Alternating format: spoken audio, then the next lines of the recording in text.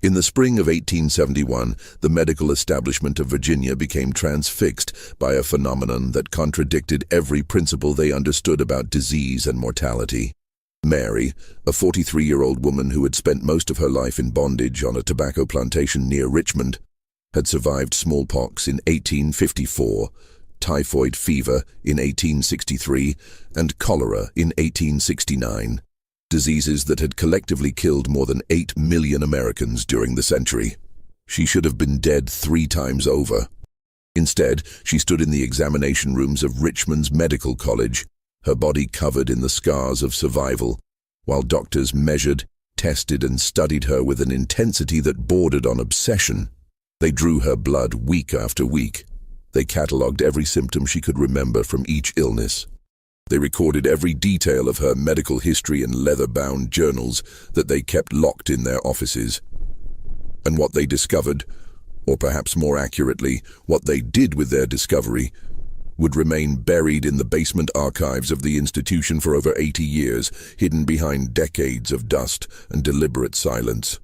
Before we continue with the story of Mary and the doctors who became consumed by her impossible immunity, if you're fascinated by stories of medical mysteries and dark histories that challenge what we thought we knew, subscribe to Liturgy of Fear and let us know in the comments which state you're watching from. We love hearing from our community across America. Now let's discover why Mary's survival became both a scientific marvel and something far more troubling. The question that haunted the medical journals of 1871 was deceptively simple. How had she survived when millions had perished? But the answer they would pursue, and the methods they would employ to find it, would reveal something darker than any disease.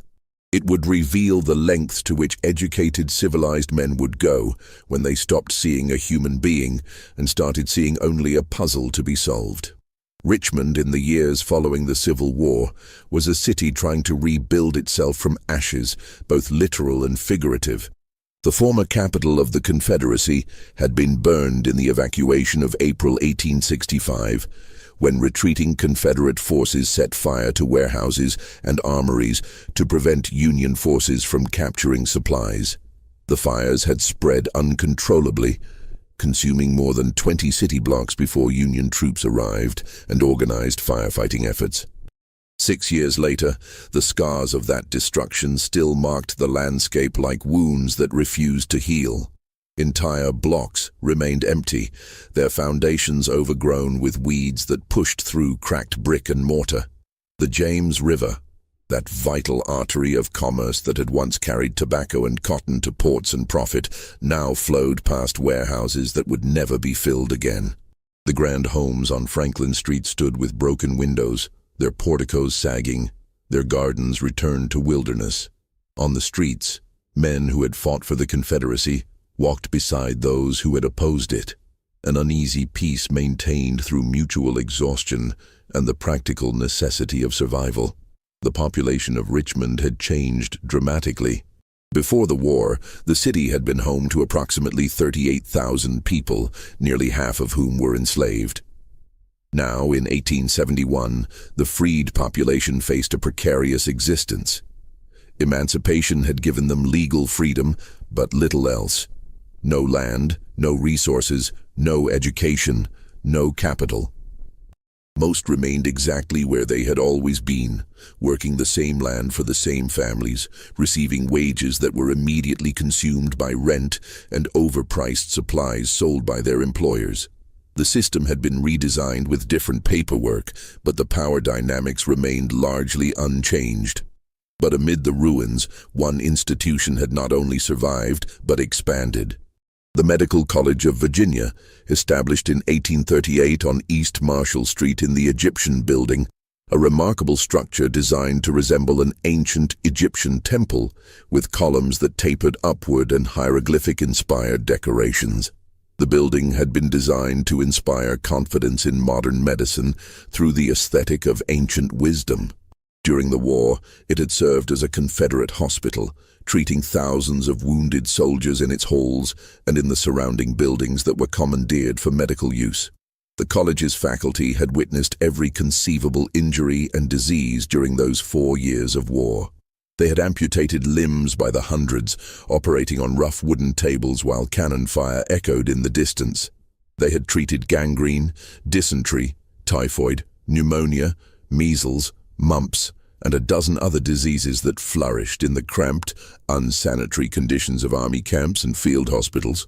They had watched young men, boys really, some as young as 15, die from infections that a simple understanding of antisepsis, not yet widely accepted in American medicine, might have prevented.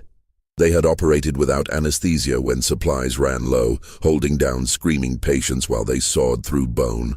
Dr. James Calder had been there through it all.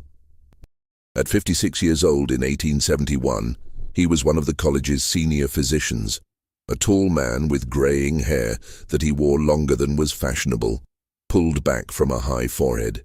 His hands were large and weathered, the hands of someone who had done physical labor, though he hadn't in decades. They were steady hands, never trembling even during the most delicate procedures, though they never seemed to stop moving, always reaching for an instrument, adjusting a lamp, writing in one of his many notebooks. Calder had trained at the University of Pennsylvania Medical School in the late 1830s, studying under physicians who still debated whether disease was caused by miasmas, bad air rising from swamps and decomposing matter, or by something else, something invisible that passed from person to person through contact or contaminated water.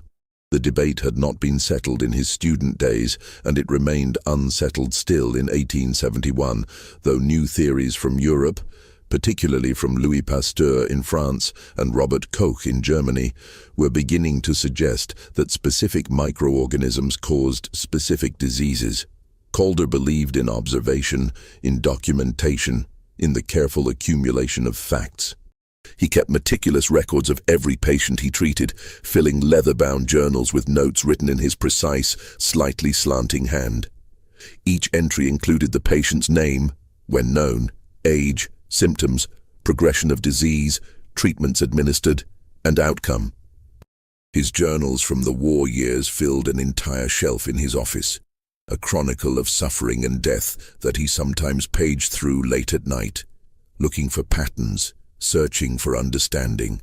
He had married young, at 24, to a woman named Catherine who had given him 3 children before dying of puerperal fever, childbed fever, after the birth of their youngest daughter in 1849.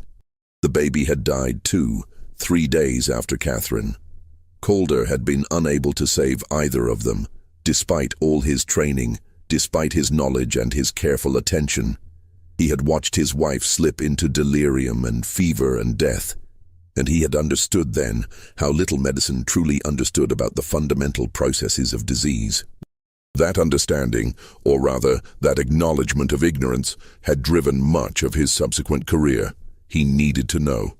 He needed to understand why some people died and others survived.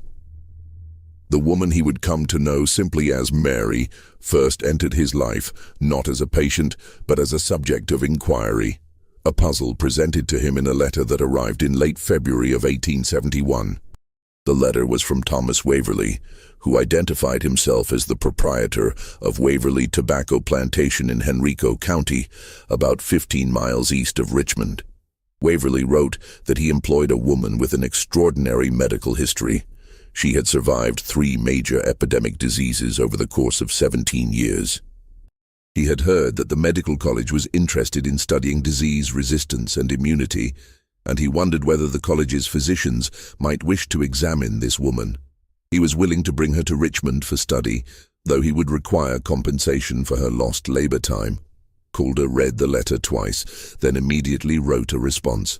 He was intensely interested. He offered Waverley $50, a substantial sum, nearly 3 months' wages for a laborer, for permission to study the woman over a period of several months. Waverley agreed, and arrangements were made. Calder knew nothing about Mary beyond what Waverley had written in his letter. He didn't know her full name. Waverley had referred to her only as Mary, no surname. He didn't know whether she could read or write, whether she had family, what she thought about being brought to Richmond to be studied by white doctors. These questions didn't occur to him, or if they did, they seemed irrelevant to the scientific endeavor. She was a subject, a case study, an opportunity to learn something about the mechanisms of disease resistance that might save countless lives in the future. Her personal feelings and experiences were incidental to that larger purpose. It was a perspective that was unremarkable among physicians of his time and place. The recently ended era of slavery had accustomed white Americans, particularly white Southerners, to treating black people as objects rather than subjects, as bodies rather than persons. Even physicians who opposed slavery on political or moral grounds often shared this fundamental perspective when it came to medical research and education. The bodies of enslaved people had been used for anatomical dissection, for experimental surgeries, for testing new medical procedures. J. Marion Sims, often called the father of modern gynecology, had developed his surgical techniques by operating on enslaved women without anesthesia, believing they felt less pain than white women. His work was celebrated. He was not unusual. Calder would have insisted that he bore Mary no ill will, that he respected her as a human being. And in his own understanding, this was true. But his respect existed only in the abstract. When faced with the concrete choice between Mary's well-being and his scientific curiosity, between her autonomy and his research goals, the outcome was never in doubt. On a cold morning in March of 1871, Thomas Waverley loaded Mary into his wagon and drove her into Richmond. The wagon ride took most of the morning. Mary sat in the back, wrapped in a thin shawl against the March cold, watching the countryside give way gradually to city. She had been to Richmond only 3 times before in her entire life, once as a child when the plantation owner had brought several of his workers to carry purchases from the market, once during the war when they had fled the plantation briefly ahead of Union troops, and once 2 years ago to attend the funeral of a distant cousin. Each time, the city had seemed overwhelming. So many buildings crowded together. So many people, the noise and smell and constant movement. She was 43 years old, though she wasn't certain of the exact date of her birth. Her mother had told her she had been born in late summer of 1828, but whether it was August or September, she didn't know. There had been no one to record such details for enslaved children. What mattered was whether they would survive infancy, whether they would grow strong enough to work. Mary had survived and grown strong. She was of medium height, with powerful shoulders and arms from decades of agricultural labor. Her face bore the unmistakable pitted scars of smallpox, and her hands were calloused and marked by countless small injuries, cuts from tobacco leaves, burns from cooking fires, the permanent staining of fingers from handling fresh tobacco. She had been born on a plantation in southern Virginia, the daughter of a woman named Ruth who had died in childbirth when Mary was 7 years old. The baby, a boy, had died too. Mary's father, she had been told his name was Samuel, a man from a neighboring plantation, but she had no memory of ever meeting him. After her mother's death, Mary had been raised communally by the other women on the plantation, sleeping in their cabins, learning to work alongside them in the tobacco fields. Her life had followed the rhythms of tobacco cultivation, planting in spring when the threat of frost had passed, the long hot summer of weeding and worming, picking the hornworms off the plants one by one, harvesting in late summer and fall, then the winter work of stripping and grading the dried leaves. It was hard work that bent the spine and wore down the body, but Mary had discovered she was good at it. Her hands were quick and nimble at stripping leaves. She could judge the quality of tobacco by touch and smell. These skills gave her a certain value, which translated into slightly better treatment, more food, a cabin that didn't leak quite as badly, fewer beatings. She had been married twice, briefly. The first time when she was 17, to a man named Jacob, who had been sold away 6 months later. The second time when she was 24, to a man named Thomas, who had died of pneumonia 3 years into their marriage. Both marriages had been informal, not legally recognized. Enslaved people could not legally marry, but recognized by the community. She had loved Thomas, or at least she thought she had. It was hard to remember now, 20 years later. After he died, she had not married again. She had 2 children, a daughter, Ruth, born when Mary was 22, and a son, Daniel, born when she was 29. Ruth still lived on the Waverley plantation, working in the main house now, cooking and cleaning. She was 21, smart and careful and quiet. Daniel had been sold when he was 12, during the war, when Thomas Waverley's father had needed money. Mary didn't know where he was now. She had spent years hoping he was alive somewhere, hoping he had survived the war and emancipation and was living free somewhere in the north. But she didn't know. The not knowing was worse than grief, because grief could eventually soften and heal, while not knowing remained sharp forever. These were the things Mary thought about as the wagon rolled toward Richmond. Thomas Waverley sat up front, driving the horses, occasionally speaking to them but not to her. He had explained very little about what would happen in Richmond. The doctors wanted to examine her, he had said. They wanted to understand why she had survived diseases that killed so many others. It would take a few hours. She should answer their questions honestly. It would be fine. Mary didn't believe it would be fine. In her experience, nothing involving white men's attention was ever fine for someone like her. But she also understood that she had no choice in the matter. Waverley owned the plantation where she lived and worked. He didn't own her. The 13th Amendment had ended that. But the distinction felt thin and academic. She worked for him because there was nowhere else to go, no other work available, no land of her own to farm. If he said she was going to Richmond to be examined by doctors, then she was going to Richmond to be examined by doctors. Her preferences were not relevant. The medical college building appeared ahead, its distinctive Egyptian-style columns visible from several blocks away. Waverley guided the wagon to the front entrance and climbed down. "Come on then," he said, not unkindly. Mary climbed down after him, her legs stiff from the long ride. Inside, the building smelled of carbolic acid and something else, something organic and faintly sweet that made Mary think of death. Later she would learn it was ether, used to anesthetize patients during surgery, but on that first day it simply smelled wrong, dangerous. The hallways were painted a pale green color that was supposed to be calming but somehow wasn't. Their footsteps echoed on the wooden floors. A young man in a dark suit met them in the lobby. A medical student, Mary guessed, though he didn't introduce himself. He led them up a staircase to the 2nd floor and down another hallway to a door marked Examination Room 3. He knocked, opened the door and gestured for them to enter. The room was perhaps 15 feet square, with a single high window that let in weak morning light. There was an examination table in the center, a desk against one wall with papers and instruments scattered across it and several chairs. 3 men stood as they entered. All 3 wore dark suits. All 3 were white. All 3 looked at Mary with an expression she couldn't quite read. Interest, certainly, curiosity, but also something else. Something that made her want to step backward, back into the hallway, back down the stairs, back into the wagon and away. "Mr. Waverley," said the tallest of the 3 men, extending his hand. "I'm Dr. James Calder. Thank you for bringing her." They shook hands. Calder turned to Mary. "And you're Mary. Thank you for coming." He didn't extend his hand to her. "She doesn't have much choice about it," Waverley said with a slight laugh. "But she's cooperative. You shouldn't have any trouble." "Excellent.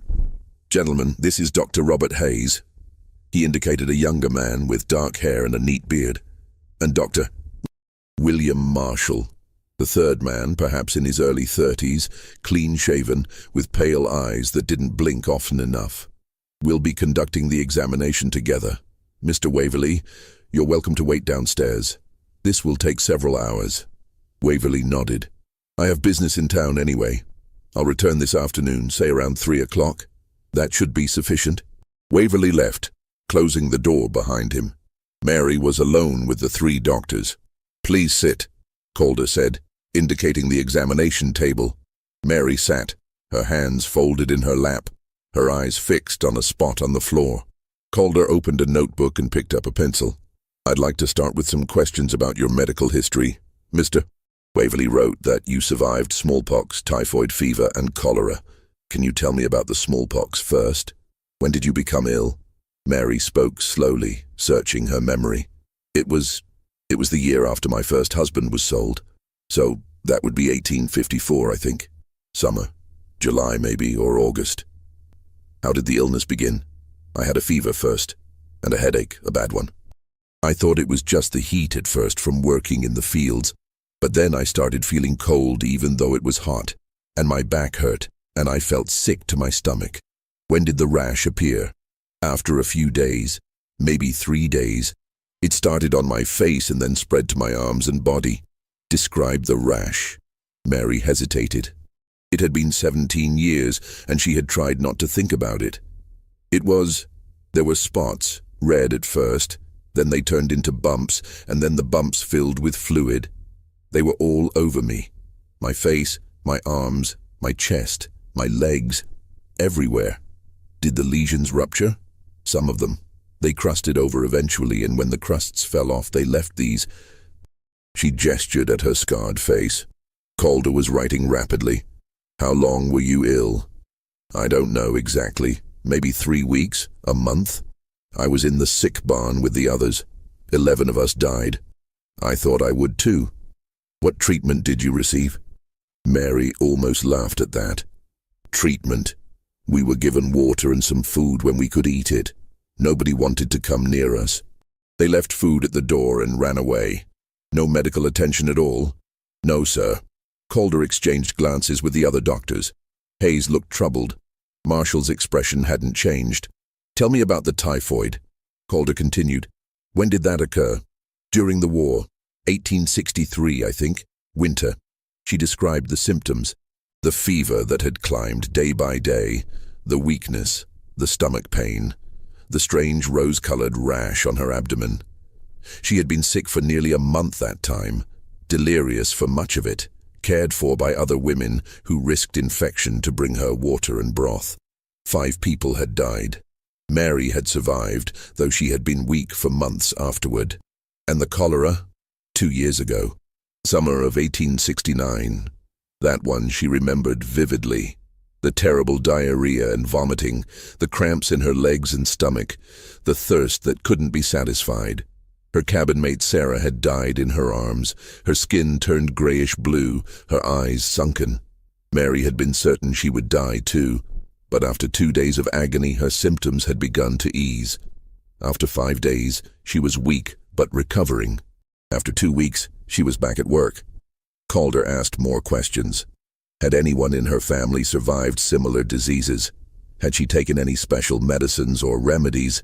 Had she noticed anything unusual about her health in general? Mary answered as best she could.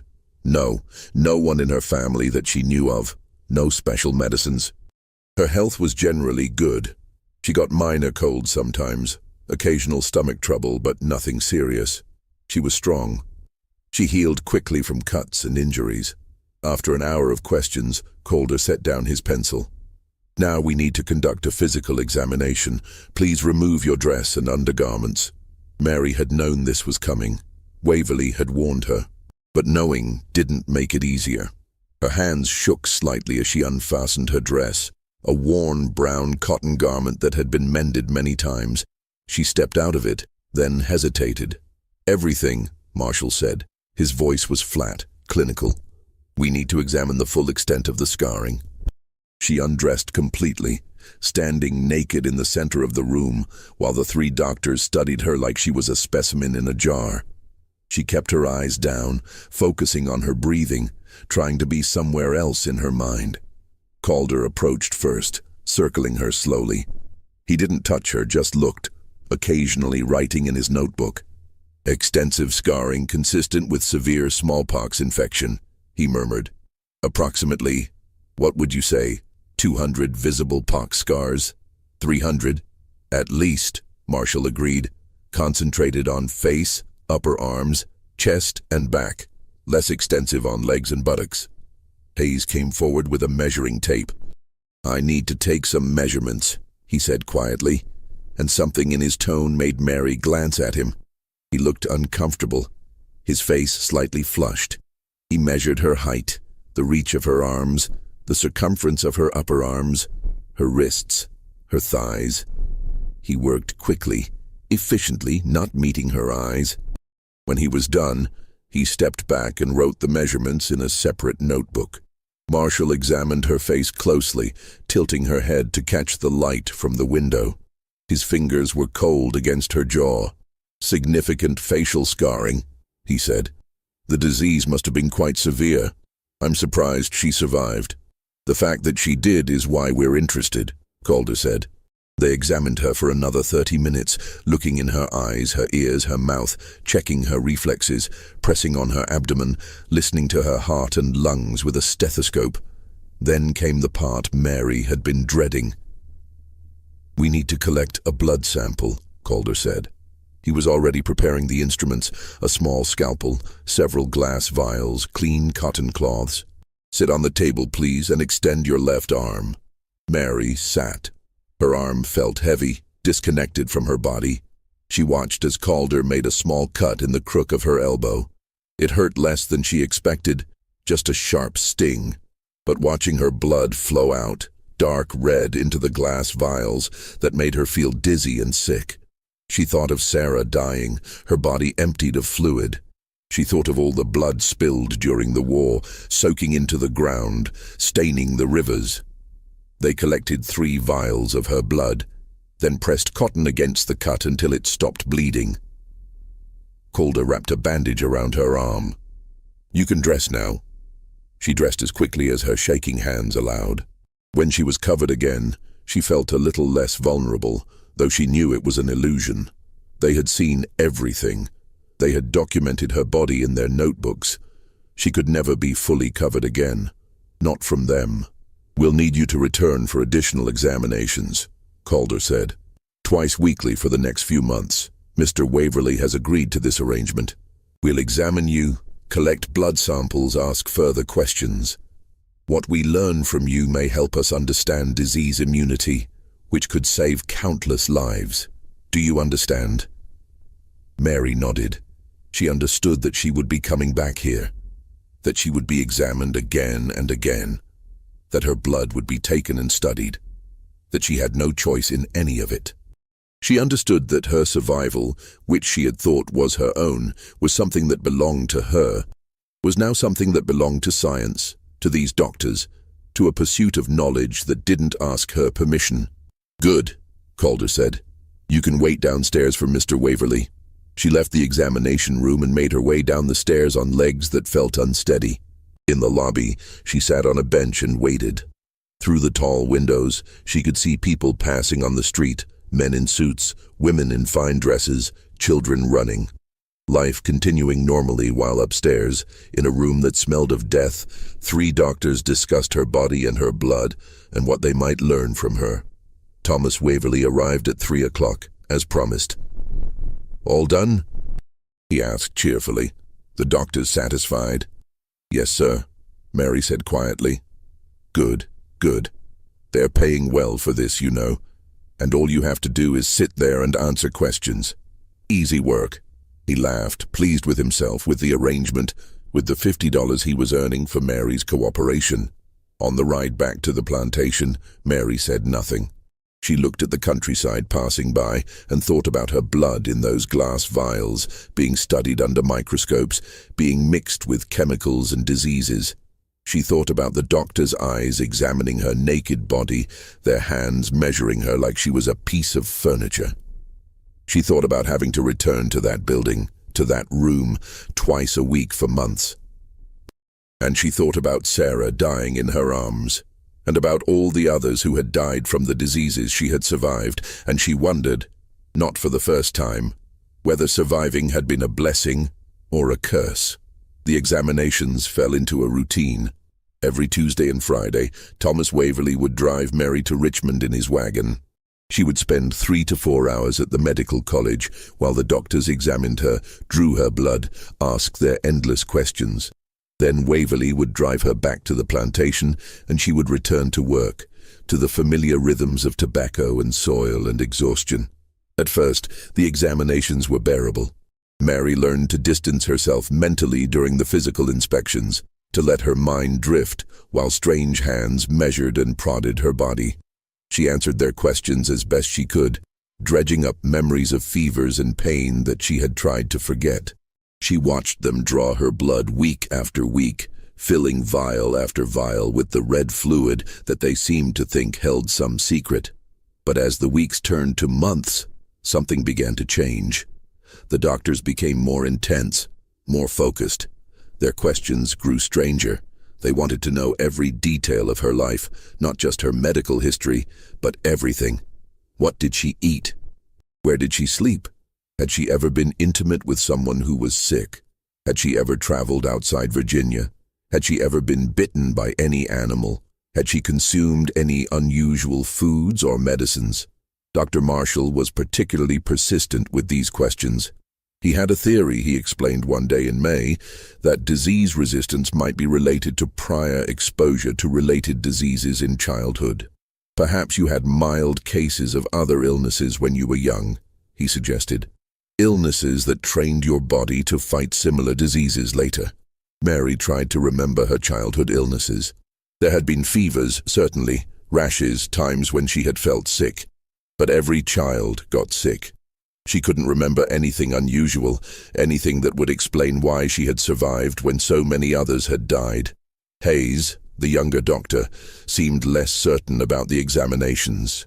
Mary noticed that he looked uncomfortable when they asked her to undress, that he kept his eyes averted when possible, that his measurements were quick and perfunctory. Once, when the others had stepped out of the room briefly, he had spoken to her. "Does this hurt?" he asked, indicating the small cut they had just made to draw blood. "Some," Mary admitted. "I'm sorry," he said, and seemed to mean it. "But what we're learning from you truly could help others." Mary didn't know how to respond to that. How could her blood, which looked the same as anyone else's blood, help anyone? But she said nothing. Hayes seemed like a kind man, relatively speaking. But he was still a white doctor, and she was still a formerly enslaved woman, and the distance between those two positions was vast and unbridgeable.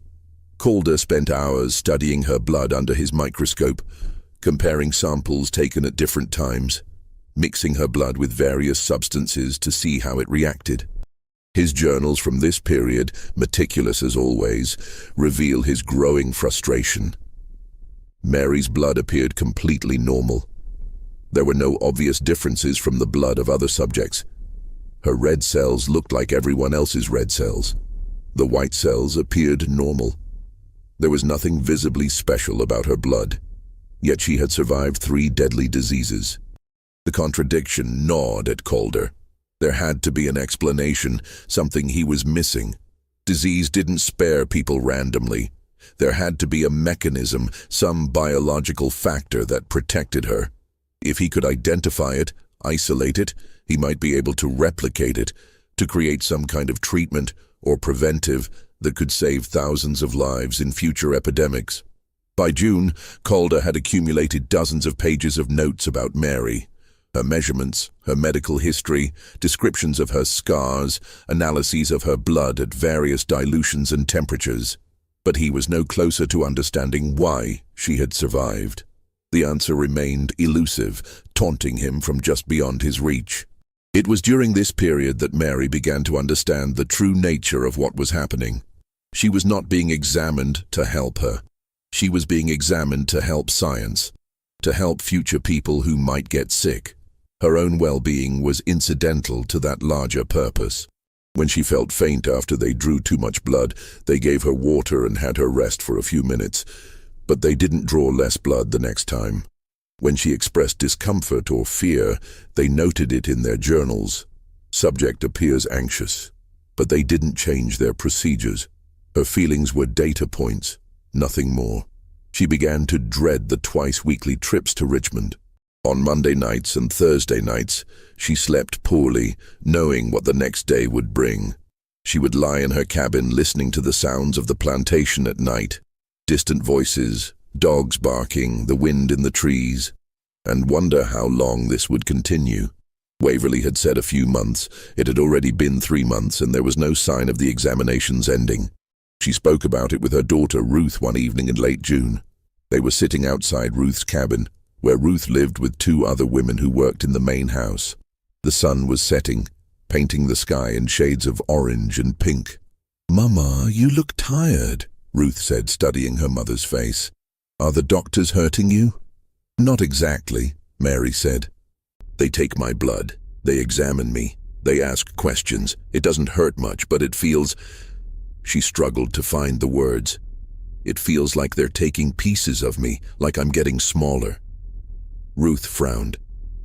"Can you tell Mr. Waverly you don't want to go anymore?" Mary laughed bitterly. "Tell him?" "Ruth, I can't tell him anything. He's being paid for this. Why would he stop?" "Maybe if you explained—" "Explained what? That I don't like being studied like a bug under glass? That I'm tired of strange men examining my naked body? You think that would matter to him?" Ruth was quiet for a moment. Then she said, "I wish Papa was here. He would know what to do." Mary felt a surge of grief at the mention of Thomas, her second husband, dead now for 16 years. "Your papa was a good man," she said, "but even he couldn't have stopped this. This is how the world works, Ruth. We survive the best we can, and sometimes surviving means enduring things we don't want to endure. That doesn't seem fair." "No," Mary agreed. "It doesn't." As summer deepened, the heat in Richmond became oppressive. The examination room on the second floor of the medical college had no ventilation, and the single window did little to relieve the stifling air. Mary would sit on the examination table, sweat running down her back, while the doctors conducted their tests. They seemed less affected by the heat, though she noticed Hayes sometimes loosening his collar, and Calder occasionally wiping his forehead with a handkerchief. In July, they began a new series of tests. Calder had obtained samples of various disease materials, blood and fluids from patients with typhoid, cholera, and other illnesses. He wanted to mix these samples with Mary's blood and observe what happened under the microscope. Would her blood somehow attack the disease materials? Would it destroy the organisms that caused illness? "This is entirely safe," he assured Mary when he explained the tests. "We're conducting these experiments on glass slides under the microscope. Nothing will be injected into your body. We simply want to see if your blood has properties that destroy disease organisms." Mary watched as he drew 4 full vials of her blood that day, more than he had ever taken before. She felt dizzy afterward and had to sit with her head between her knees for several minutes before she could stand. They gave her water and a piece of bread and told her to rest. After 20 minutes, they said she was fine to go. On the wagon ride back to the plantation, she felt weak and strange. Her head ached. Her arm, where they had cut her, throbbed with a dull pain. She held onto the side of the wagon to steady herself, focusing on the road ahead, trying not to vomit. "You all right back there?" Waverly called from the front. "Yes, sir," Mary lied. "Good. The doctors say they're making real progress. They're pleased with how you're cooperating. Keep it up and this will all be over soon." But it didn't feel like it would be over soon. It felt like it would go on forever. An endless cycle of examinations and blood draws and questions, her body studied and measured and reduced to data in leather-bound journals. That night, Mary developed a fever. It was mild, perhaps 100 degrees, but it frightened her. She hadn't been sick in 2 years, not since the cholera. Was this connected to the blood they had taken? Had they somehow infected her with one of their disease samples? The fever broke by morning and she felt better, but the fear remained. She realized she was completely at the mercy of these doctors, that they could do anything to her in the name of science, and she would have no recourse. If they made her sick, accidentally or deliberately, who would hold them accountable? Certainly not Thomas Waverly, who was being paid $50. Certainly not the medical college, which wanted the research to continue. She was entirely alone in this, she realized, more alone than she had been even during slavery, because at least then her body had had some value to her owner, some reason to be protected. Now she had no value except as a source of data. Her suffering was acceptable, even necessary for the advancement of knowledge, and summer was only beginning. By August, Dr. Calder's experiments with Mary's blood had yielded nothing but frustration. He had mixed her blood with disease samples at every conceivable temperature and concentration. He had compared her blood to samples from dozens of other subjects, volunteers from the college, patients in the hospital, other formerly enslaved people whom Thomas Waverley and other plantation owners brought in for small payments. Nothing distinguished Mary's blood from anyone else's. Under the microscope, typhoid bacteria remained alive and motile in her blood, just as they did in other blood samples. Cholera organisms showed no particular weakness to her blood serum. The physical properties of her blood were unremarkable. Her red blood cell count was normal. Her blood clotted at normal speed. Its color, consistency, behavior under various conditions, all normal. By every measure Calder could devise, Mary's blood was ordinary, and yet the historical fact remained incontestable. She had survived 3 epidemic diseases that collectively killed millions of people. There was an explanation. There had to be. Calder simply hadn't found it yet. He began reading everything he could find about immunity and disease resistance. He subscribed to medical journals from Philadelphia, New York, Boston, even some from Europe. He read about Edward Jenner's smallpox vaccination work from the late 1700s, about how exposure to cowpox seemed to prevent smallpox. He read the emerging theories about germs and disease from Pasteur and Koch. He read older texts about variolation, the practice of deliberately exposing people to smallpox matter to create immunity. A pattern began to emerge in his reading. Exposure to disease often created resistance to future exposures of the same disease. People who survived smallpox almost never got it again. People who had mild cases of diseases sometimes developed immunity without severe illness. The body somehow learned to recognize and fight specific diseases after initial exposure. But Mary's case didn't fit this pattern neatly. She had survived 3 different diseases, not repeated exposures to the same one. Unless there was some connection between the diseases, or unless her body had some general disease-fighting capacity that was stronger than normal. He wrote letters to colleagues in other cities, describing Mary's case and asking for their thoughts. The responses were mixed. Dr. Anthony Pierce from Philadelphia suggested that Mary might simply be lying or confused about her medical history, that perhaps the diseases had been less severe than she remembered, or that she had confused her own illnesses with those of others around her. Calder dismissed this. He had verified the outbreaks through plantation records and Waverley's confirmation. Dr. Ellen Richards from Boston, one of the few women physicians in America, wrote a thoughtful response, suggesting that some people might simply have more robust constitutions, that the variation in human health and disease resistance was not yet well understood. We tend to seek specific mechanisms, she wrote, but perhaps the answer is simply that human variation is broader than we acknowledge. Some people are naturally stronger, heal faster, resist disease better. We don't know why. Perhaps we won't until we understand much more about human physiology. Calder found this answer unsatisfying. It amounted to saying that Mary survived because she survived, that her resistance to disease was explained by her resistance to disease. It was circular reasoning, not an explanation at all. Dr. William Marshall had a different idea. One humid afternoon in mid-August, the 3 doctors met in Calder's office to discuss the case. Papers were spread across Calder's desk, his notes on Mary, journal articles, letters from colleagues. The window was open, but no breeze stirred the heavy air. "We're approaching this wrong," Marshall said, leaning back in his chair. "We've been studying her blood outside her body in artificial conditions. We're never going to understand her immunity that way. We need to observe how her body responds to disease in real time, from the moment of exposure through the entire course of illness and recovery." Calder set down the paper he'd been reading. "What are you suggesting?" "I'm suggesting we deliberately expose her to disease under controlled conditions." There was a moment of silence. Hayes, who had been standing by the window, turned around. "You want to infect her?" "I want to conduct a controlled experiment," Marshall clarified. "We select a disease. Typhoid would be ideal, since she's survived it once and should theoretically be resistant. We expose her to a measured dose of typhoid bacteria. We monitor her constantly, document every stage of her body's response. We'll have her in the hospital, under medical supervision 24 hours a day.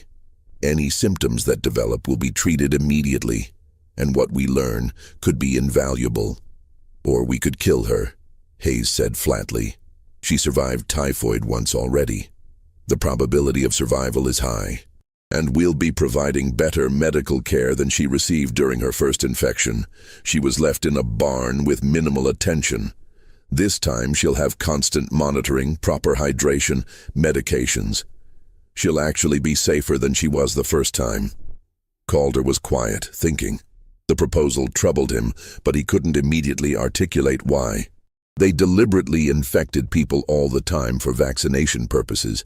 Variolation had been practiced for decades, deliberately exposing people to small amounts of smallpox matter to create immunity. This was different, certainly, because they weren't trying to prevent disease but to study it. But the principle was similar, controlled exposure for a beneficial purpose. The ethical concerns are substantial, he said finally. I agree, Marshall said, but weigh them against the potential benefits. If we can understand the mechanism of disease resistance, we might be able to create treatments or preventatives that could save thousands of lives in the next epidemic.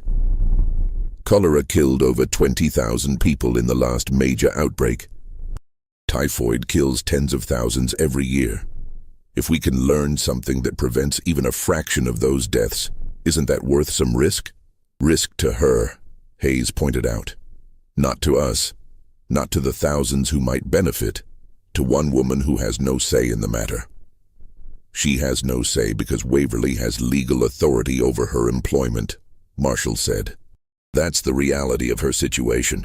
We're not creating that reality. We're working within it. That doesn't make it right. Right is a philosophical question. I'm interested in scientific questions. Calder held up a hand before the argument could escalate. Let me think about this. It's a significant step, deliberately infecting a human subject. I need to consider it carefully. Over the next week, Calder found himself unable to think about anything else. He weighed the potential knowledge against the certain risk to Mary. He thought about the soldiers he'd watched die during the war, the children killed by scarlet fever and diphtheria, the women dead from puerperal fever. He thought about his own wife and infant daughter, dead from an infection he couldn't prevent or treat. Medicine advanced through experimentation, through pushing boundaries, through taking risks. But who should bear those risks? His dreams that week were troubled. He dreamed of Catherine dying, her skin burning with fever while he stood helpless beside her bed. He dreamed of Mary, naked in the examination room, her body covered with suppurating smallpox lesions, while he took notes. He dreamed of jars filled with blood, rows and rows of them in the college basement, each labeled with a name he didn't recognize. He consulted the college's administration. The dean, Dr. Philip Somerset, was an elderly man who had led the institution through the war years and was primarily concerned with its financial survival. When Calder explained the proposed experiment, Somerset considered for a moment and then asked, "Is Waverly's consent sufficient legally?" "I believe so. She's employed by him, and while slavery is ended, the legal precedents regarding employment authority are similar. And the potential scientific value is substantial." "It could be. We might learn something significant about disease immunity. Then proceed. Document everything carefully. If you're going to take a risk like this, make sure the documentation is thorough enough to justify it to posterity." Calder left the meeting feeling both validated and disturbed. Somerset had given permission, but had also acknowledged it as a risk, as something that would need to be justified to future generations. That acknowledgement suggested doubt, uncertainty about whether this was truly justified. But Calder had made his decision. On a Tuesday morning in early September, he informed Marshall and Hayes that he was approving the experiment. Hayes protested, but was overruled. Marshall immediately began preparations, obtaining a fresh culture of typhoid bacteria from a patient currently hospitalized with the disease. They didn't tell Mary what they were planning. They simply asked her to come in on a Friday instead of the usual Tuesday, and when she arrived, they told her she would be staying at the hospital for observation. "For how long?" she asked, alarm evident in her voice. "A few days," Calder said. "We want to monitor your health more intensively. You'll be comfortable. You'll have a private room, regular meals, constant medical attention." Mary didn't believe him. She knew something was different, something wrong, but she also knew she had no choice. She let them lead her to a small room on the hospital ward, a space perhaps 10 feet by 12 feet, with a single bed, a chair, a small table, and a window that overlooked East Marshall Street. She sat on the bed and waited for whatever was going to happen next. Dr. Calder and Dr. Marshall entered Mary's hospital room together on the morning of Friday, September 8th, 1871. Hayes was not with them. He had asked to be excluded from this particular procedure, and Calder had reluctantly agreed. Through the window, Mary could see people walking on the street below, going about their normal lives, unaware of what was about to happen in this room. "Mary," Calder began, his tone measured and professional, "we're going to try something different today. Based on our months of study, we believe that exposing you to a small amount of typhoid bacteria under controlled conditions will help us understand how your body fights disease. This is important research that could save many lives." Mary stared at him, trying to process what he was saying. "You're going to make me sick." Her voice was quiet, but there was an edge of disbelief in it. "We're going to expose you to the disease," Marshall clarified. "Your body may not become sick at all. That's part of what we're trying to learn. You survived typhoid fever once before, which suggests your body has developed resistance. We want to observe whether that resistance is complete or partial and how your body responds to exposure.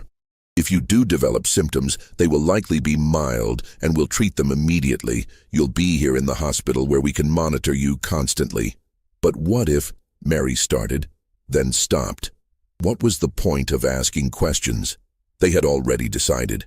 She could see it in their faces, in the prepared syringe on the table, in the notebook already open in Calder's hands. "What if what?" Calder prompted gently. "What if I die?" There was a pause. "You survived typhoid before," Marshall said. "There's no reason to think this time would be different. In fact, you'll have better care this time than you did during your first infection." "I don't want to," Mary said. She said it quietly, without much hope, but she said it. Calder looked uncomfortable. Marshall's expression hardened slightly. "Mary, you need to understand that this research is larger than any individual. The knowledge we gain from this study could help us develop treatments that save thousands of lives. Your contribution to medical science is valuable. I don't want to contribute to medical science. I just want to go home. Mr. Waverly has given his consent for this procedure," Marshall said, his voice taking on a sharper tone. "Legally, that's sufficient. We're explaining this to you as a courtesy, but your personal preference is not the determining factor here."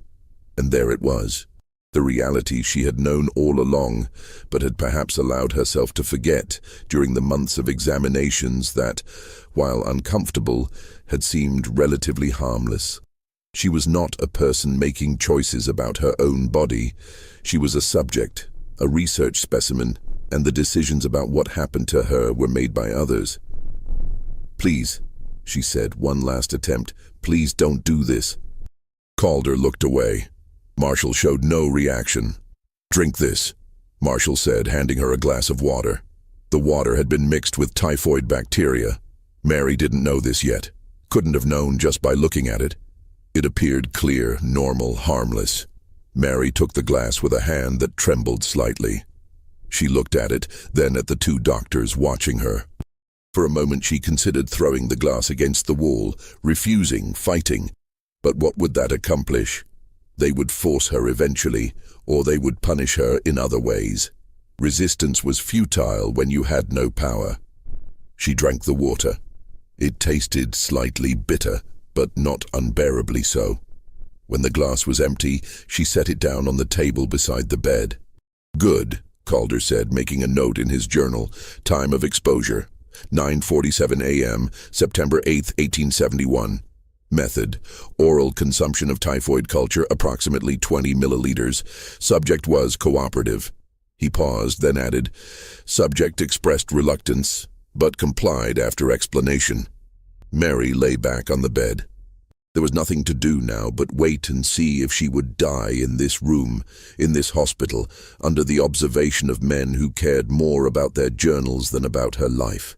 For the first 2 days, nothing happened. Mary remained in her hospital room, examined every 6 hours by one of the doctors. They took her temperature with a glass thermometer that she had to hold under her tongue for several minutes. They checked her pulse, counting beats while consulting their pocket watches. They asked how she felt. She felt fine, physically. Mentally, she was terrified, waiting for the sickness to begin.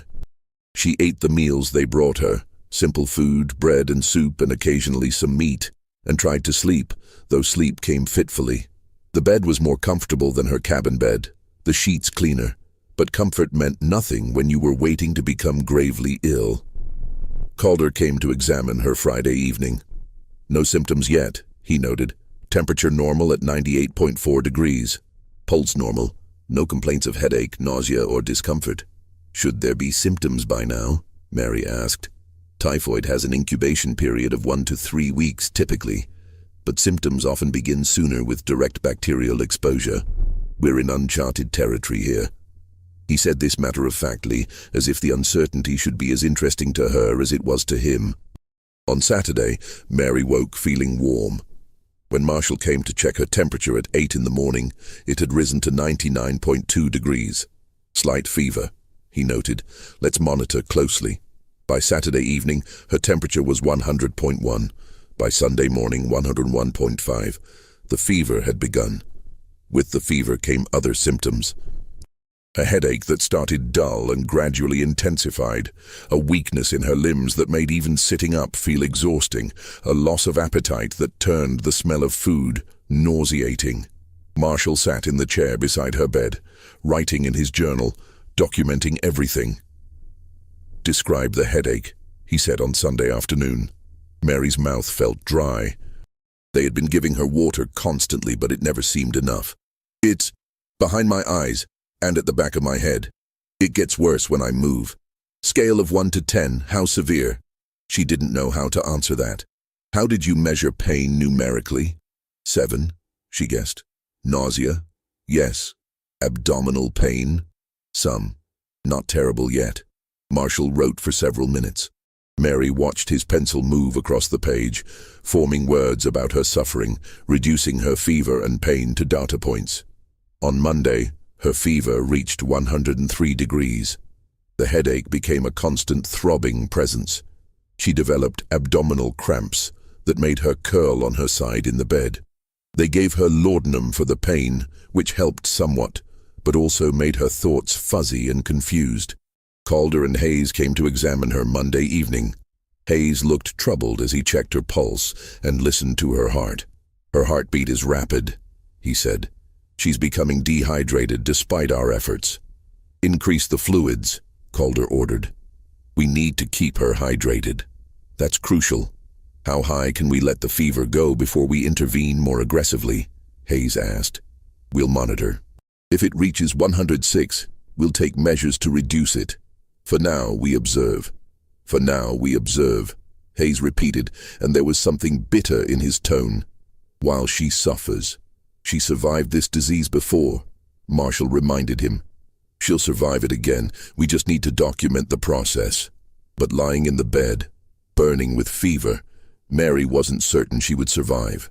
She remembered her first bout with typhoid during the war, the weeks of delirium, the certainty that she was dying. She had survived that time through sheer chance and stubbornness, but chance might not favor her twice. On Tuesday, her fever climbed to 104 degrees.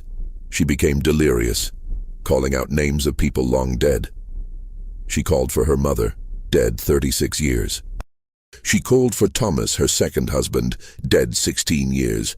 She called for Sarah, her cabin mate who had died of cholera in her arms. The doctors noted this in their journals. Subject experiencing delirium. speaking incoherently to deceased individuals. Wednesday was worse. Her fever reached 105 degrees. The characteristic rose-colored rash of typhoid appeared on her abdomen. She alternated between shivering violently and burning up, throwing off the blankets, and then crying for them moments later. She couldn't keep down food, could barely sip water without vomiting.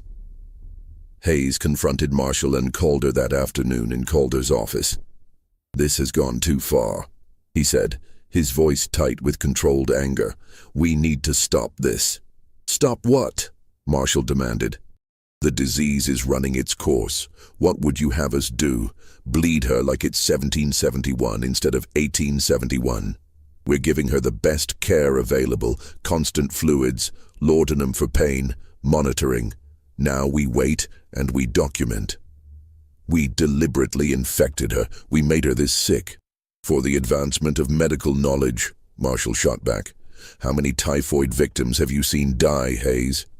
"I've seen hundreds. I watched my wife die of it. If we can learn something from this that helps us prevent those deaths, then yes, it's worth one woman being sick for a few weeks. What if she doesn't survive? She will. She survived before. You don't know that. You're gambling with her life." "All of medicine is gambling," Marshall said coldly. "Every surgery, every treatment, every new technique, it's all risk-balanced against potential benefit. This is no different." "It's completely different," Hayes insisted. "In surgery, we're trying to help the patient in front of us.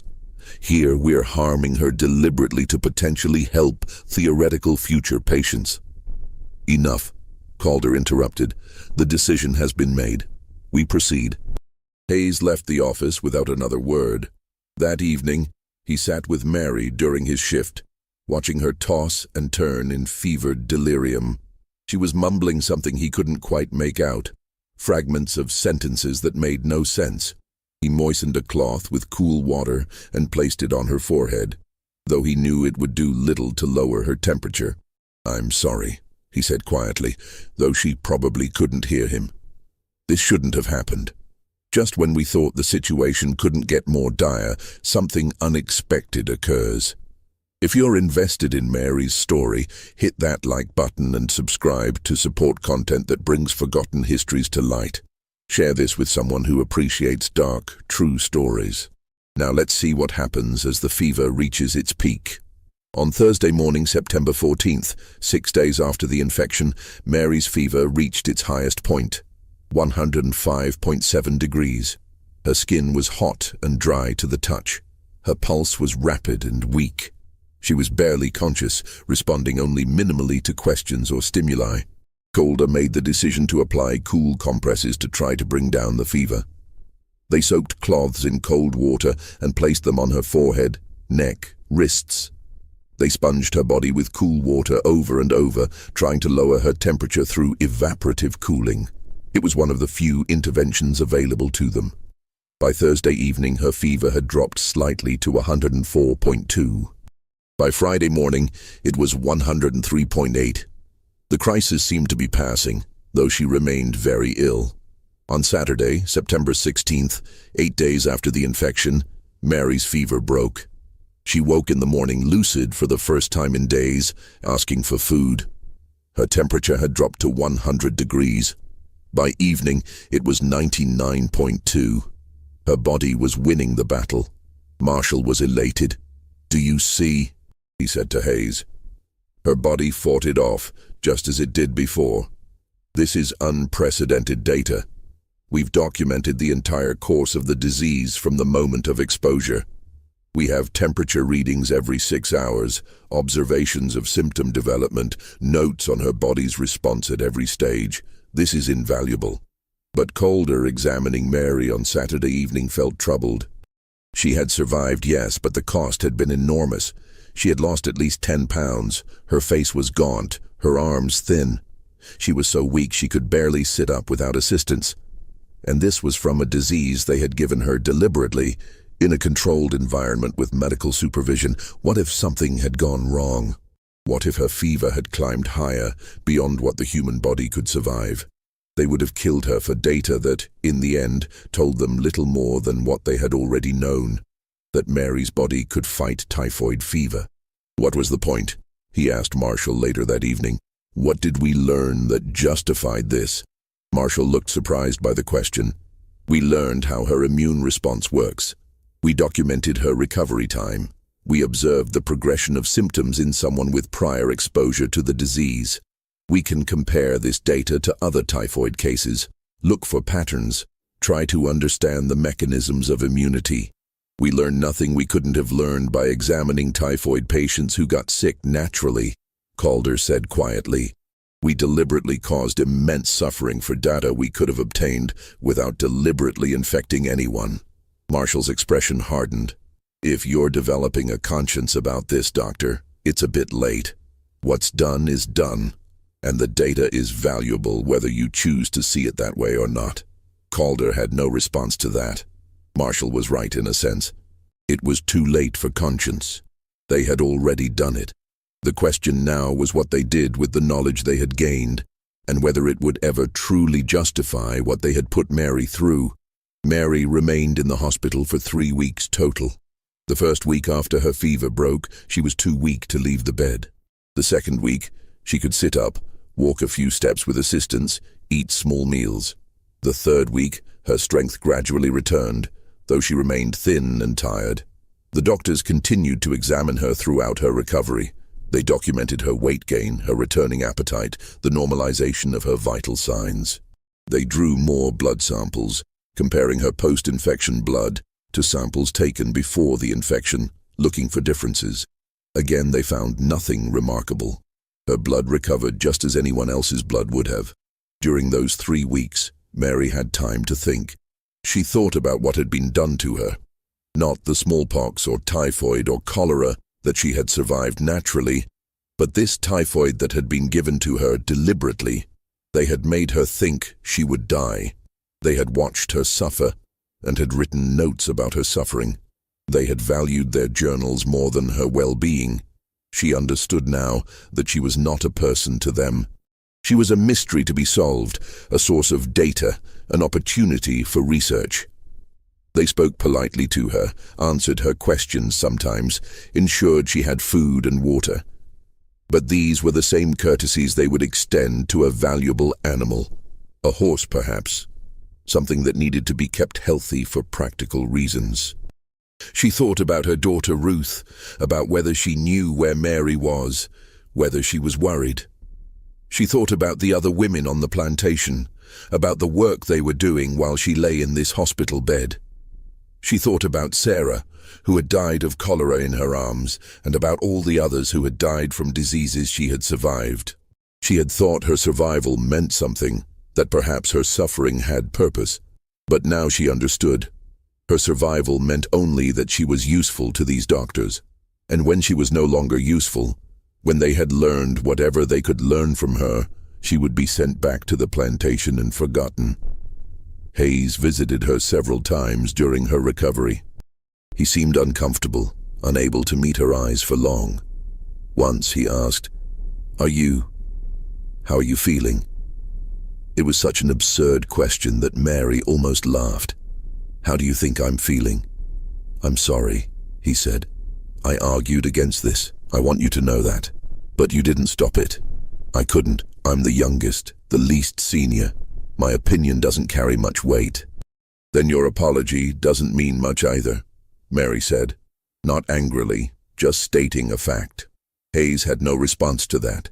He finished his examination in silence and left. By the end of September, Mary was deemed healthy enough to return to the plantation. Thomas Waverley came to collect her in his wagon, paid the additional fees for her extended stay, and thanked the doctors for their valuable research. "How do you feel?" Waverley asked cheerfully as they rode back to the plantation. "The doctors said you were sick for a while there." "Yes, sir," Mary said quietly. "But you're all better now. That's good. And you helped medicine advance. That's something to be proud of." Mary said nothing. There was nothing to say. She watched the countryside pass by, the same fields and trees and roads she had seen hundreds of times before, and felt a distance from everything, as if she were watching the world from behind glass. When they arrived at the plantation, Ruth came running out of her cabin. "Mama!" She hugged Mary tightly. "Where were you? Mr. Waverly said you were at the hospital, but wouldn't say why. I was so worried." Mary hugged her daughter, feeling how real and warm and solid she was. So different from the doctors with their cold instruments and colder eyes. "I'm all right," she said. "I'm home now." That night, lying in her own cabin bed, Mary couldn't sleep. She kept thinking about the hospital room, about drinking the water that made her sick, about the fever and delirium. She thought about Calder's notebook, about all the observations and measurements and temperature readings he had recorded. Somewhere in that building in Richmond, her suffering existed as data in a journal. Her fever was numbers. Her pain was described in clinical terms. Her fear was noted as "subject appears anxious." She survived, but she didn't feel like a survivor. She felt like something that had been used up. Over the following weeks, she tried to return to normal life. She worked in the tobacco fields, though she tired more easily than before. She spent evenings with Ruth and the other women, listening to their talk, occasionally contributing a word or two. But part of her remained back in that hospital room, waiting for the fever that had been given to her deliberately, understanding finally that her life had value only as raw material for someone else's purpose. She had nightmares.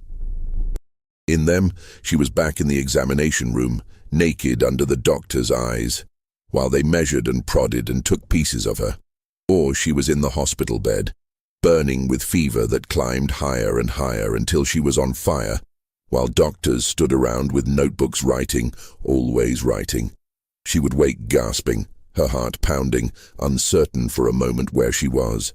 "Mama, you were crying out in your sleep again," Ruth said one morning in October. "It's nothing, just dreams." "Dreams about the hospital?" Mary didn't answer. Ruth sat beside her on the bed and took her hand. "What did they do to you there?" "They studied me. They wanted to understand why I survived diseases that killed others." "Did they find out?" "No. They learned nothing except that I'm no different from anyone else. I just got lucky, I suppose, and my luck got me noticed, and being noticed got me this feeling, like I'm not quite real anymore. Like I'm something in a journal instead of a person." Ruth squeezed her hand. "You're real, Mama. You're the most real person I know." Mary wanted to believe that, but she wasn't sure she did. Life continued. Days became weeks, weeks became months, months became years. Mary worked the tobacco fields, survived the seasons, grew older. The doctors in Richmond did not contact her again. The examinations ended. She was no longer useful to them, she supposed. They had gotten what they wanted. Their data, their observations, their journals filled with notes about her impossible survival. She tried not to think about those months in 1871, but the memories surfaced at unexpected times, when she got a fever from a minor cold and panicked briefly, thinking of typhoid. When she passed the Egyptian building in Richmond on one of her rare trips to the city. When she overheard people talking about diseases and epidemics. The memories were scars as permanent as the smallpox pits on her face, invisible but always present. In 1875, Mary turned 47. Her hair was beginning to grey. Her hands, already weathered from decades of fieldwork, had become arthritic, the joints swelling on cold days. But she was still strong, still healthy. She still didn't get sick often. Her body still healed quickly from minor injuries. The thing that had made her interesting to the doctors remained, whatever it was. Ruth married in 1876, a quiet ceremony conducted by a traveling preacher, followed by a modest celebration with the other plantation workers. Her husband was a man named Jacob, not the same Jacob who had been Mary's first husband. But the name was the same, and Mary felt an echo of old pain hearing it. This Jacob was a good man, a carpenter who worked on the plantation maintaining buildings and equipment. Ruth moved into his cabin. And a year later, Mary became a grandmother when Ruth gave birth to a daughter named Catherine. Holding her granddaughter for the first time, Mary felt something shift in her chest, a loosening of the tightness that had lived there since 1871. This child was new, unmarked by suffering, full of potential. This child had never been studied by doctors or reduced to data in a journal. She was purely herself, purely human. "She's beautiful," Mary whispered. "She has your eyes, Mama," Ruth said. Mary looked at her granddaughter's dark eyes and hoped they would see a better world than she had seen. But hope, she had learned, was a dangerous thing. The years continued to pass. Mary grew older, slower, more tired. By 1880 she was 52 and finding the fieldwork increasingly difficult. Waverley, recognizing her declining physical capacity, moved her to lighter work, helping in the plantation kitchen, mending clothes, supervising younger workers. It was easier on her body but harder on her pride. She had always been strong, had always been able to work as hard as anyone. This forced acknowledgement of her aging felt like failure. In 1885, Thomas Waverley died of a heart attack at age 58. His son, Robert Waverley, inherited the plantation. Robert was younger, more business-minded, less paternalistic than his father. He saw the workers more purely as labor resources, less as people for whom he had any responsibility. Conditions on the plantation gradually worsened. Wages were cut, rations reduced, housing repairs neglected. Mary, now 57, found herself thinking more about the past. She thought about her mother, who she barely remembered. She thought about her husbands, both dead for decades. She thought about her son Daniel, sold away during the war, his fate unknown. She thought about the diseases she had survived and the ones she had been given deliberately. One evening in 1887, sitting outside her cabin watching the sun set, Mary tried to make sense of her life. She had survived so much: slavery, diseases, loss, betrayal by doctors who had used her body for their purposes. She had outlived most of the people she had known in her youth. She had watched the world change from slavery to nominal freedom that felt much the same as bondage. She had suffered and endured and survived. But what did survival mean? Was it victory or merely the absence of death? She had survived smallpox, typhoid, cholera. But Sarah had died. Thomas had died. 11 people in that barn in 1854 had died. Why them and not her? The doctors had tried to find out and had failed. There was no explanation, no reason, no purpose. She had simply lived while others had died, and her living had become something for others to study and use. Ruth found her sitting there an hour later, still watching the darkening sky. "Mama, are you all right?" "I'm fine, just thinking." "About what?" "About whether my life has meant anything." Ruth sat down beside her. "You raised me. You're there for your granddaughter. You've survived things that would have killed most people. Your life means plenty. The doctors didn't think so. To them, my life only mattered as something to study." "The doctors were wrong," Ruth said firmly. "You're more than what they wrote in their journals." Mary wanted to believe that. Some days she could. Other days, she felt like nothing more than a collection of data points, a puzzle that had never been solved, a mystery that had proven disappointingly ordinary. In 1891, Mary turned 63. She was old by the standards of her time and place, older than most people born into slavery ever lived to be. Her body was failing gradually, her arthritis had worsened, her eyesight was dimming, her hearing fading. She could no longer work even light duties and was essentially retired, supported by Ruth and Jacob, who shared their food and gave her a small room in their expanded cabin.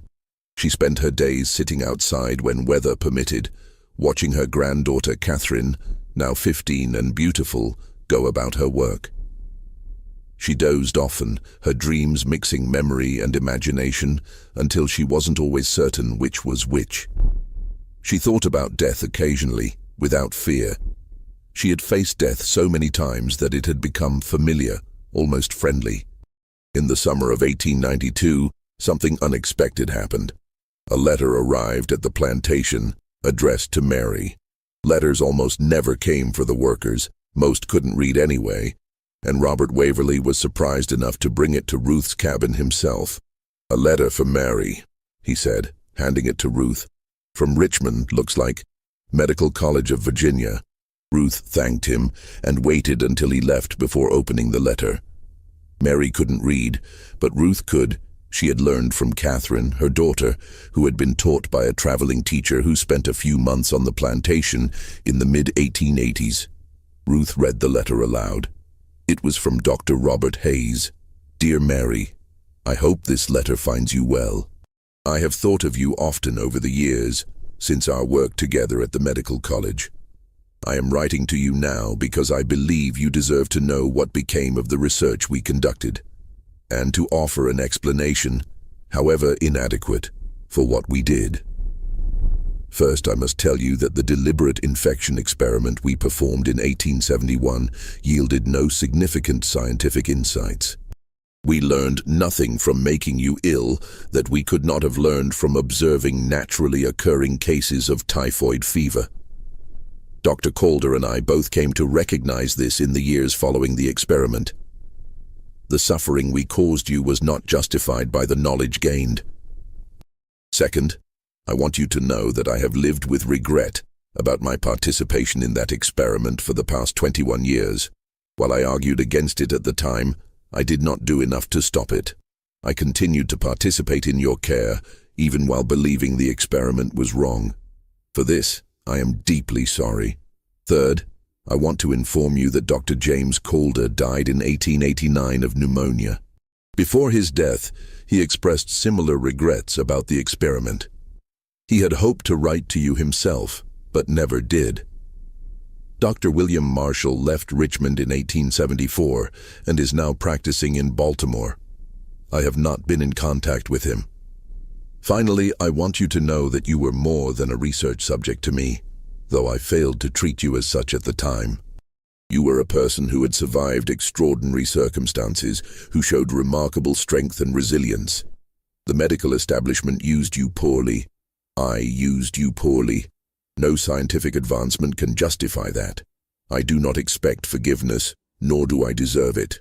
I am writing merely to acknowledge what was done to you and to say that it was wrong.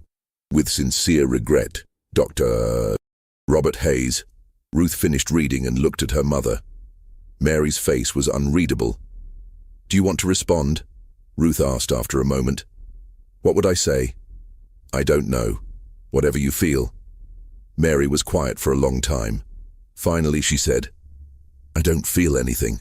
He's sorry. Fine. That doesn't change what happened. That doesn't give me back the weeks I spent thinking I would die in that hospital.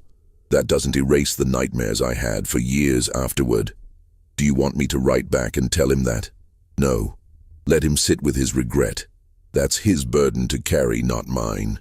But despite her words, the letter affected Mary. For days afterward she thought about it, about Hayes and his regret.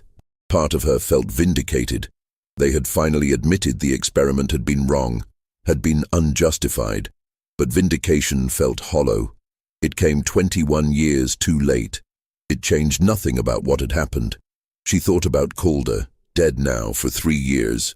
He had expressed regret too, according to Hayes, but not enough regret to write to her himself, to offer an apology while he was still alive. His regret had been private, personal, something he felt but did not act upon. And Marshall in Baltimore probably not thinking about her at all. Mary decided not to respond to the letter. She had survived the diseases naturally, had survived the disease they gave her deliberately, had survived the decades since. She had survived their study of her. She would survive without their apologies too. In the fall of 1893, Mary did something she had never done before. She decided to tell her story. She couldn't write it herself, but her granddaughter Catherine, now 17 and literate, could write it down. "Why now, grandmother?" Catherine asked when Mary proposed the idea. "Because I want there to be a record. The doctors have their journals, full of numbers and observations and clinical notes. I want there to be my words too.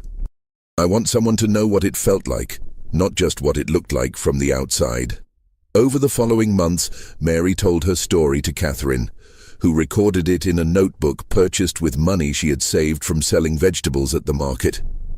Mary spoke slowly, sometimes pausing for minutes at a time to remember or to find the right words. Catherine wrote it all down, Mary's life in her own voice. She talked about her childhood, about her mother dying, about learning to work tobacco.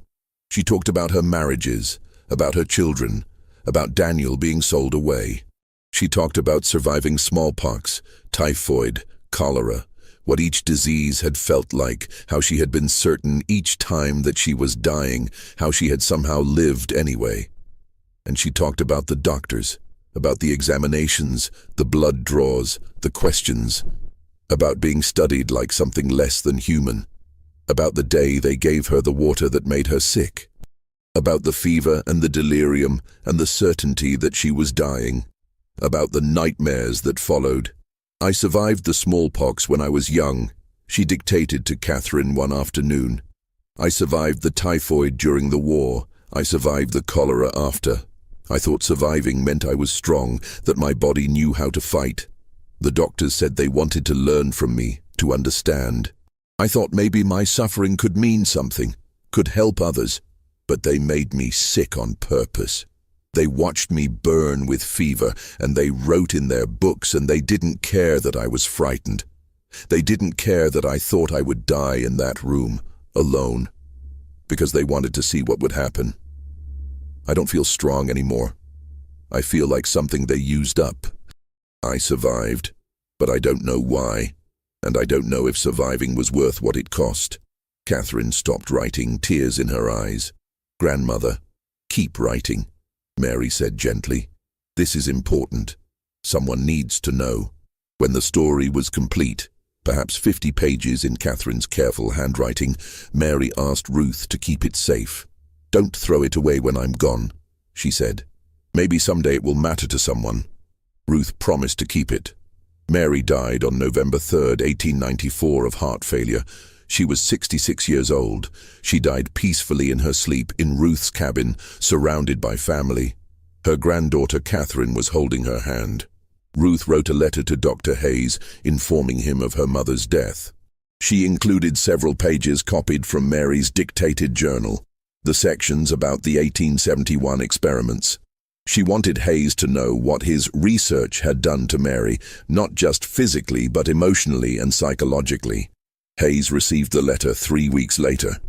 He read it sitting at his desk in his office at the medical college, where he was now head of the internal medicine department. He was 52 years old, respected in his field, successful by any objective measure. And as he read Mary's words he had never heard, perspectives he had never considered, he felt something break inside him. They watched me burn with fever, and they wrote in their books, and they didn't care that I was frightened. He read that line over and over. It was true. They had watched her suffer, and had documented her suffering, and her fear had been merely something to note in their journals. Subject appears anxious. He went to the college archives that afternoon, searching through boxes of old records until he found Calder's journals from 1871. He read through the entries about Mary, seeing them now through different eyes. Every measurement, every observation, every clinical note, all of it suddenly seemed monstrous, a reduction of a human being to data points and specimen descriptions. In the margins of one page, Calder had written, "The scientific method requires such experiments. Progress demands sacrifice." But Mary had not offered to be sacrificed. She had been sacrificed without her meaningful consent, her suffering deemed acceptable for the potential benefit to others. Hayes considered writing his own account of the experiments, perhaps publishing something that honestly addressed the ethical dimensions. But what would it achieve? Mary was dead. Calder was dead. The experiments were history. Exposing them now would damage the college's reputation, might undermine public trust in medical research. And medical ethics had evolved. Such experiments would never be conducted in 1894, not with the profession's growing understanding of patient rights and the importance of consent. He decided to do nothing publicly. But privately, he began advocating within the medical college for clearer ethical guidelines regarding human experimentation. He pushed for requirements that subjects must give informed consent, that experiments must have clear therapeutic or scientific justification, that the well-being of the subject must be the primary concern. His advocacy was noted, but not particularly influential. Medical ethics would evolve slowly, driven not by individual conscience but by accumulated scandals and abuses that finally became impossible to ignore. Hayes kept Mary's letter and the copied pages of her journal in a folder in his desk. He read them occasionally late at night when he couldn't sleep. They were his penance, his reminder of what he had participated in, what he had failed to prevent. Ruth kept the full version of Mary's journal carefully preserved in a wooden box. She shared it with Catherine, who shared it with her own children. It became a family history passed down through generations. The story of Mary, who survived 3 epidemics and was then made sick by doctors who wanted to study her. The doctors' journals, Calder's detailed notes of the examinations and experiments, remained in the medical college archives. Over the decades, they were moved, reorganized, sometimes nearly lost amid institutional changes and renovations. The college became part of Virginia Commonwealth University. The building that had housed the examination rooms was renovated many times. The Egyptian building survived, a landmark, its history preserved but selective in what it chose to remember. In 1957, during a renovation of the college's oldest building, workers clearing out the basement found boxes of old medical records. A medical historian reviewing the materials found Calder's journals from the 1870s and recognized their potential historical significance. He catalogued them, wrote a brief article for a medical history journal about disease research in the post-Civil War South. Mary was mentioned in the article as Subject M, her real name omitted, her story reduced to a few sentences about a woman who survived multiple diseases and participated in immunity research. The deliberate infection was mentioned as an experiment that would be considered ethically problematic by modern standards, but was not described in detail. The article generated no significant attention and was quickly forgotten. The journals returned to the archives, properly catalogued this time, available to researchers but rarely consulted. Mary's story was now available to anyone who cared to look, preserved in clinical language in leather-bound journals, stored in climate-controlled archive boxes. But her own voice, her own perspective, her own account of what had been done to her that remained in her family, passed down through generations who kept her memory alive. In 1976, Mary's great-great-granddaughter, a woman named Ellen Hayes, she had taken her husband's surname, coincidentally the same as the doctor's, was researching her family history. She found Mary's journal, carefully preserved in its wooden box, and was stunned by what she read. She contacted the Virginia Historical Society and donated copies of the journal pages, along with Ruth's letter to Dr. Hayes and his original letter of regret. The Historical Society accepted the materials and filed them in their collections. A researcher stumbled across them in 1983 and wrote a short article for a local history magazine about Mary's experiences. The article was read by perhaps a few hundred people and then forgotten. Mary's story never became famous. There was no scandal, no investigation, no reckoning with what the medical college had done. Her survival remained a medical curiosity, unexplained by the doctors who studied her.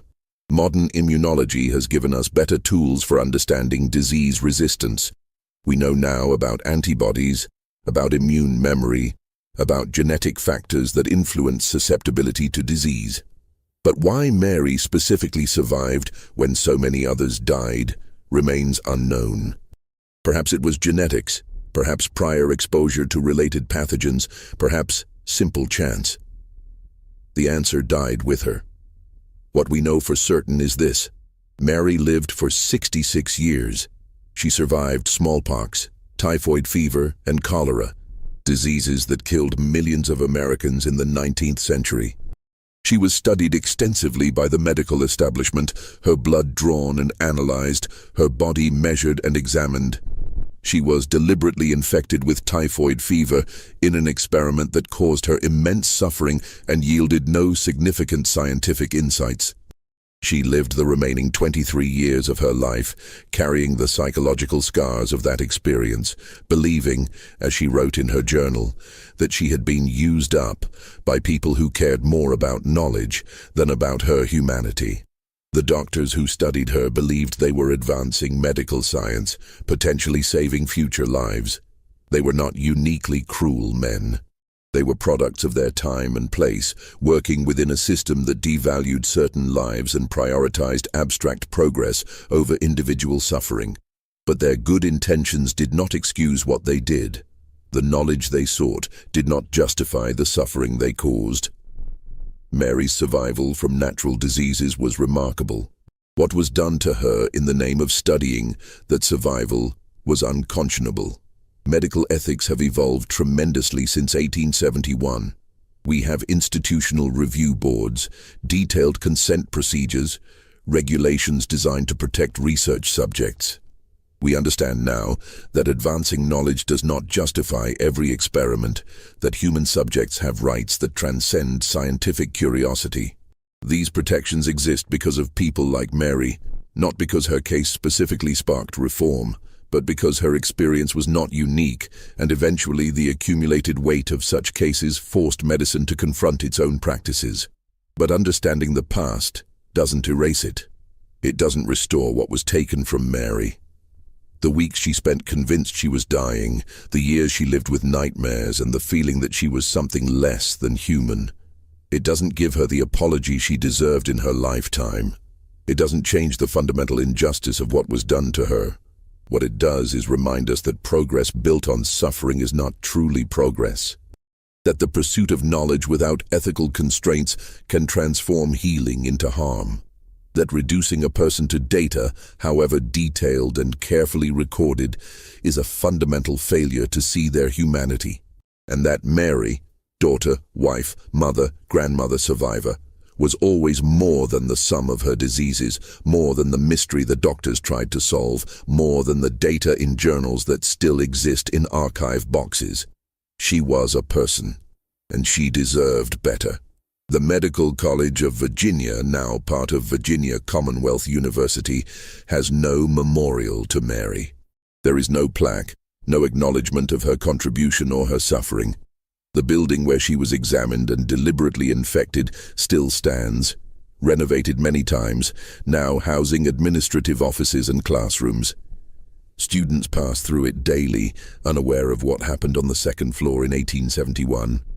The only tangible evidence of Mary's existence beyond her family's memories is a brief entry in Thomas Waverley's plantation records, now housed in the Virginia Historical Society archives. Mary, born 1828, deceased 1894, field worker and kitchen assistant, notable for disease resistance. 15 words to summarize 66 years of life, to contain all the survival and suffering, all the strength and fear, all the humanity that the doctors measured but never truly saw. In the same archives, in different boxes, reside Calder's journals with their detailed notes of Mary's examinations, and Mary's own dictated journal with her account of what those examinations felt like. They exist side by side, separated by decades and by fundamental differences in perspective. The observer and the observed, the doctor and the subject, the person with power and the person without it.